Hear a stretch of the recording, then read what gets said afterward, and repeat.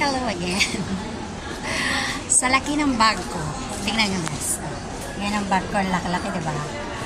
So, sa laki ng bag ko, dala ko pala lahat. Naalala ko, dala ko palang aking mahiwagang shades. Shout out kay Ate Lani. Thanks talaga sa aking Christian Dior na shades, diba? Pinaka-paborito ko to dahil ito yung pinakamahal sa lahat kong shades. Siyempre, at saka bigay ito ng Ate Lani ko. Dala ko pala, kasi akala ko yung Gucci ko na dala ko, yung Gucci ko dala ko din. Eh napunta na sa ilalim kasi nga sa laki ng bag ko na pwede ilagay sa loob, pwede. O diba, laki ng bag ko, bigat.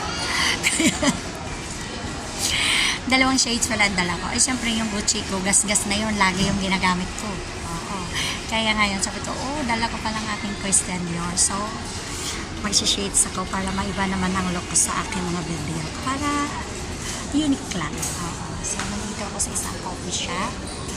Yes, siyempre. Ano po bang gagawin pag nasa coffee shop? So, alam nyo na yun.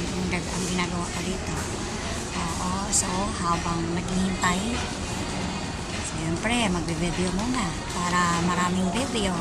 Kasi yun lang naman ang talagang sadya ko. Kaya ako dumaan pa dito instead na umuwi na ako para matulog.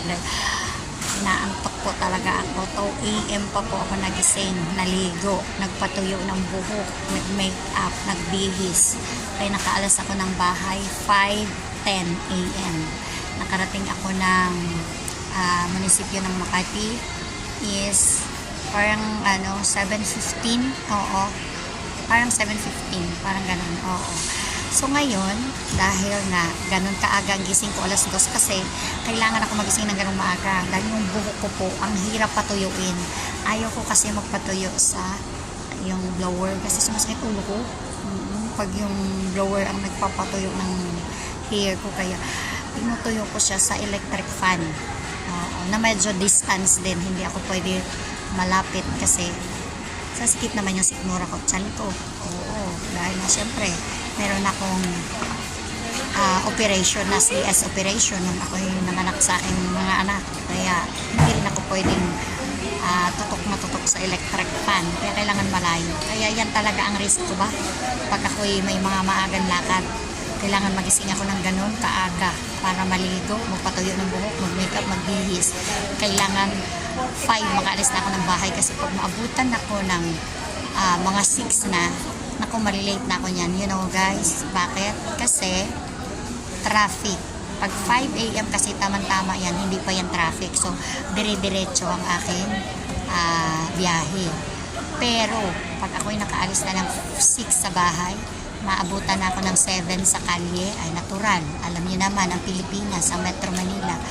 Pero, pag talagang umalas ako ng 5 AM, syempre, nasa kalye ako ng 6, hindi pa yung traffic. Kaya, talagang ganun ako pag umaalis. Iwas traffic kahit na napakaaga. Kasi iwas traffic nga po yun. Ay, upo po kayo tayo. Okay. Sorry po. Oo.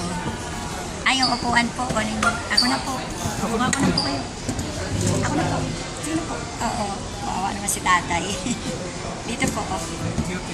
Opo. Kawawa naman. Tinanong ako magbuhat, siyempre. Kung nabubuhay lang bang aking dear tatay, diba? Alagaan ko pag namamasyal sa mga. Wala na, hindi na inabot. Uy, ang bilis lang. 3 minutes lang, tas na siya. Okay guys, bye.